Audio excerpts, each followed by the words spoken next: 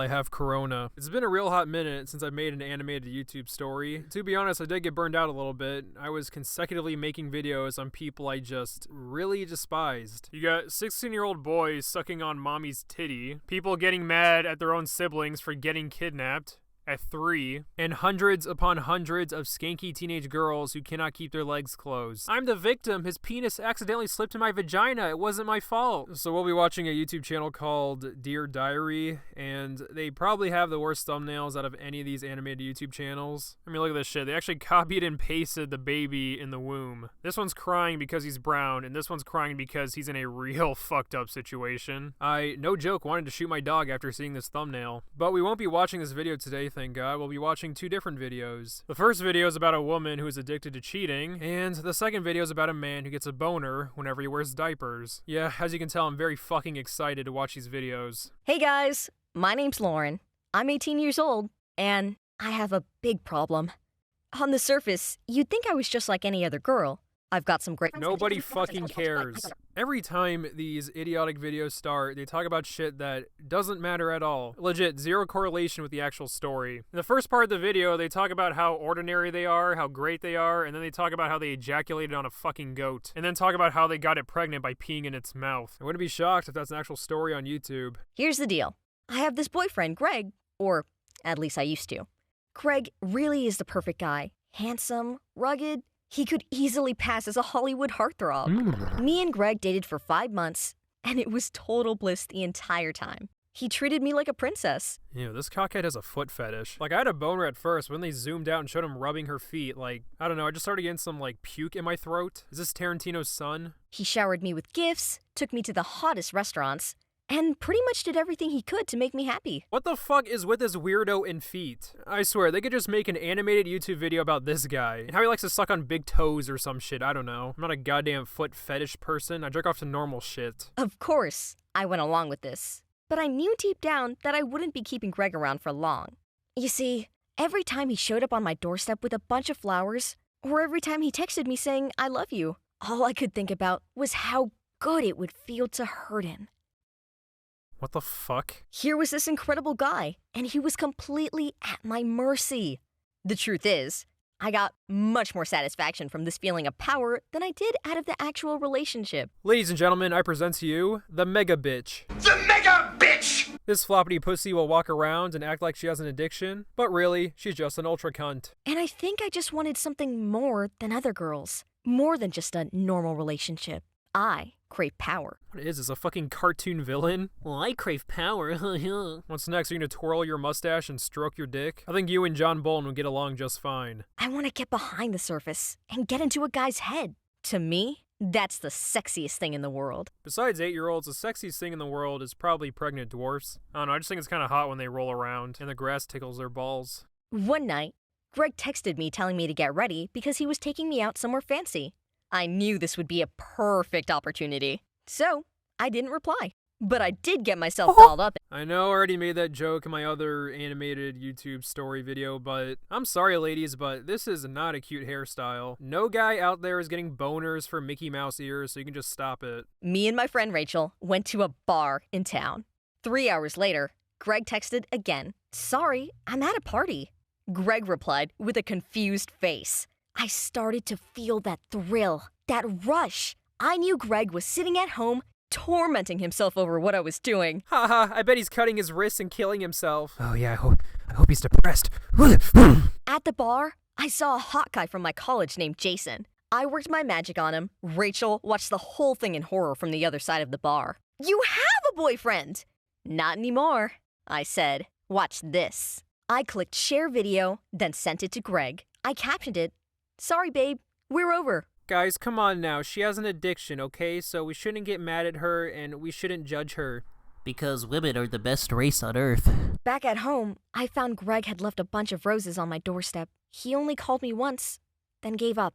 What a goddamn cuck. I mean, seriously. Not only did she cheat on him, but she also bragged about it and sent a video of her cheating with some random floozy at the bar. And you gave her flowers. I can't wrap my head around that. You legit can find feet somewhere else, bro. That day, we had to give presentations. Greg was first up and went to the front of the room. He looked refreshed. He looked happy. I'm going to talk to you all today about narcissists, he said. And most importantly, why they're completely toxic. Alright, I take it back. That is pretty funny and savage. Too bad this story is fake. Sure, I enjoyed breaking hearts for a while, but fixing them feels so much better.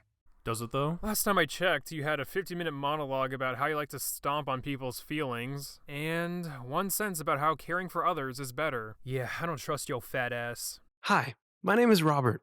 I'm 23 and I have a secret identity. I wear diapers and act as a baby.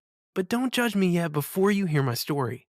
Too late. I was put into foster care while my parents sat in jail. Changing their diapers, feeding them, it was a lot. While I was there, I started being really jealous of the babies. Why wasn't anyone taking care of me? Well, adoption agencies are understaffed, and older kids are able to take care of themselves, and babies can't. I know this is a life unfair answer, but my point still stands. Like, people who have an addiction shouldn't be enabled. You want to progress and not have them be attached to their addiction and allow them to embrace it. You had a horrible child experience. Alright, well, we still want to regress your disorder. By the time I entered college, I was sneaking pacifiers into school and sitting in the bathroom stall to suck on them. I know what you're thinking. Just because he sucks on pacifiers doesn't necessarily mean that he's weird. Yes, it does. Okay, well, I will judge him if he continues to embrace his disorder. This isn't good for his mental health. Just like when I see a crack baby smoking crack on the corner of the street, I take that shit right out of his mouth and stomp it on the ground. I loved Bridget, but I had to keep my secret from her. But there was one thing I hadn't done yet, but really, really wanted to. I wanted to wear a diaper. Wearing them made me feel on top of the world. I mean, yeah. I don't know why it grosses me out so much, but I don't know, just seeing a grown man wearing a diaper and his fucking hairy legs. Like, bro, at least put some pants on. No one needs to see you in a diaper. The day came when I was at her house and I had to change myself. I panicked and flushed the diaper down the toilet. The entire bathroom started flooding. Toilet water went everywhere. I was freaking out, trying to stuff the diaper down, trying to lay towels on the ground. Bridget and her dad came into the bathroom and saw the disaster. Around then is when I started looking into my condition.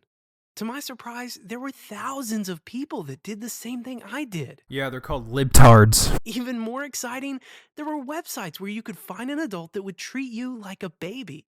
An adult that would change you, feed you, everything. Okay, while this story is probably 99% fake, unfortunately for modern civilization, there are websites out there that allow you to hire these, I guess, professional babysitters to watch over man babies. Yeah, not gonna lie, my penis got a little softer just by saying that shit. I'm genuinely surprised our society has gotten to this level.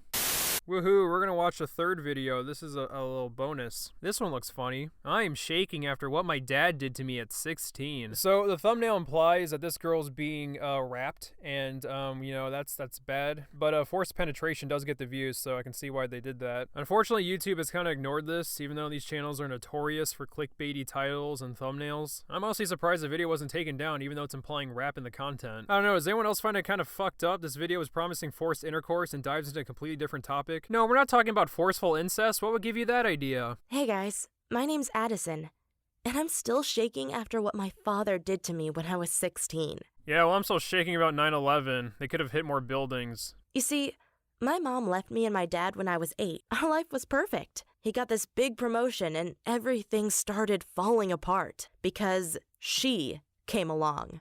Oh, so it's about the daughter being jealous of her dad's girlfriend. Okay, yeah. I just feel so stupid for not knowing that's the story, because clearly from the thumbnail and title, that's what it's about. You can't even fucking bounce around this one. He's got his hands covering her mouth. That literally has nothing to do with this woman coming into their lives. Unless this new girlfriend's gonna touch her doodle, but I doubt it. Although that would be pretty hot. 16.